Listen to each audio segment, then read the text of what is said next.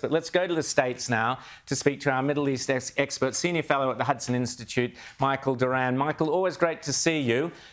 Those were the comments from our Foreign Minister, Penny Wong, basically playing the line about, oh, Israel's got to stop attacking. What do you make of those comments, Mike Doran? Well, a ceasefire. Well, first of all, great to be back with you guys. It's been a long time since I've seen you all together. I keep seeing you as individuals. I was afraid that you were no longer a team. Oh, no, we're a team. Don't forget, don't worry about that. It's just Rita likes a bit of self-promotion there, that's all. Oh, is that what it is? Okay. Yeah. Well, but, rightly so, too, rightly so. Mike, carry on.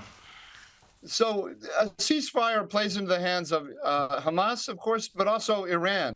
The goal of Iran now, it's shelling through its proxies. It's shelling American air bases, trying to put pressure on the United States to impose a ceasefire, because they want to leave Hamas as an active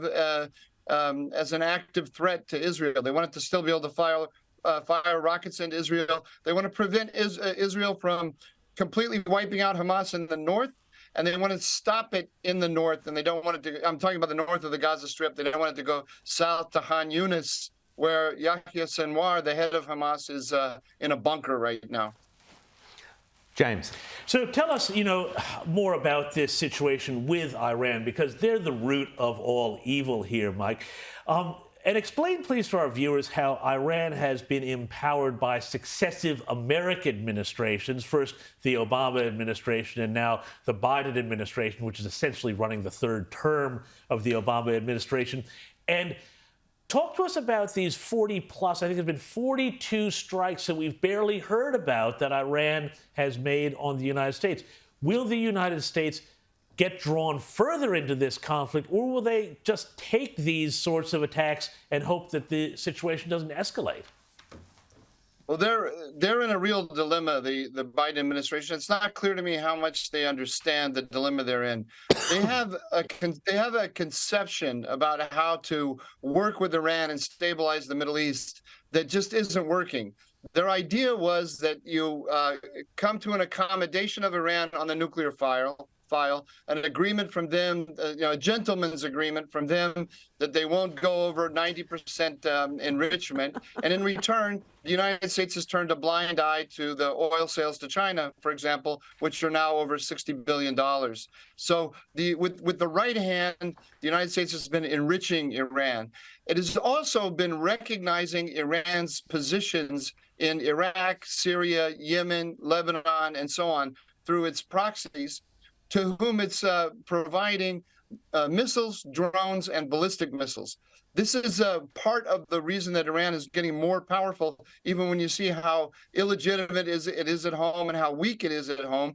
It has this complex of conventional military strengths, the ballistic missiles, and drones.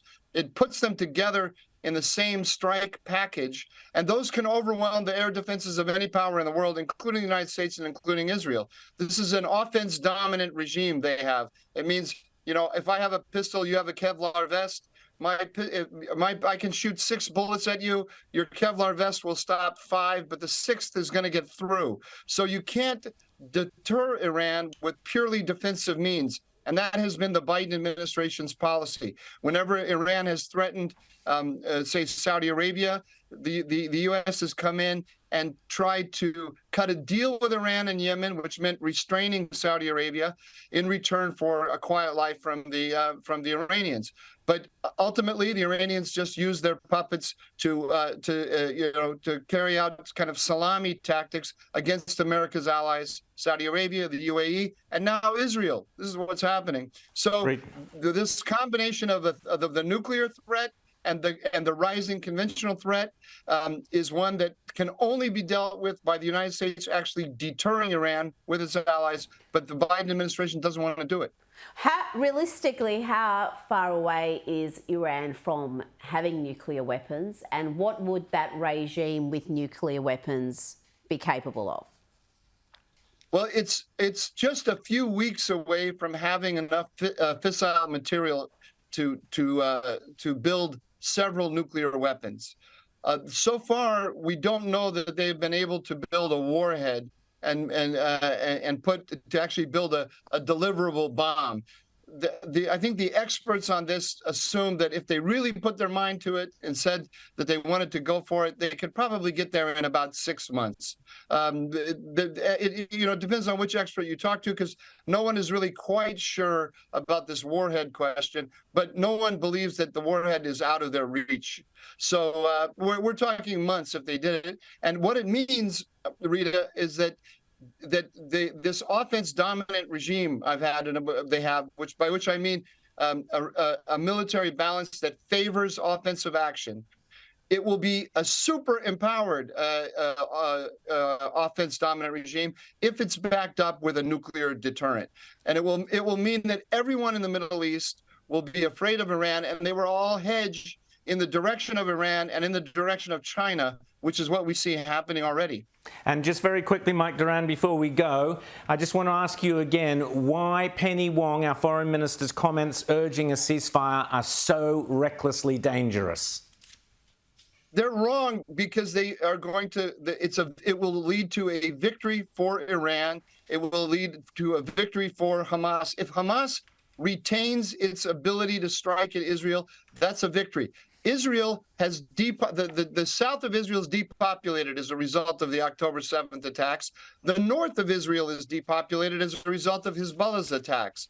If there's a ceasefire now, Israel will not be able to bring Jews back to the southern part of the country and the northern part of its country. People won't go back as long as they feel that they're just a few hundred yards away from Nazis who can attack them. So this is not how Israel wants this to end, and it's not how the West should want it to end, because it will end badly for us. It will just empower Iran, encourage it to do this again and again and again. Mike Doran, always great to chat to you, and we'll chat to you very soon again. Thanks so much for coming back on Outsiders.